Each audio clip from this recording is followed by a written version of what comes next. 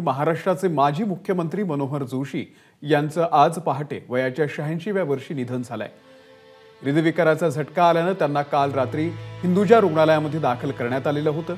त्यांच्यावरती तातडीने उपचार सुद्धा सुरू करण्यात आले, परंतु पहाटे 3 वाजता त्यांचं निधन झाल्याची बातमी आलेली आहे। गेल्या वर्षी देखील 22 मे रोजी त्यांना आपत्कालीन परिस्थितीमध्ये हिंदुजा रुग्णालयामध्ये दाखल करण्यात आलेलं होतं।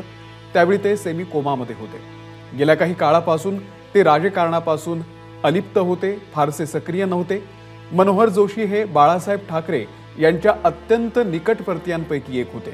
त्यांना जोशी सर असं संबोधलं जायचं। मनोहर जोशींनी मुंबई महानगरपालिकेचे नगरसेवक, महापौर, नंतर विधान परिषदेचे सदस्य, नंतर महाराष्ट्राचे मुख्यमंत्री, मग खासदार, मग केंद्रामध्ये केंद्रीय अवजड उद्योग मंत्री, त्यानंतर लोकसभेचे अध्यक्ष आणि त्यानंतर ते राज्यसभेचे सदस्यही झालेले होते।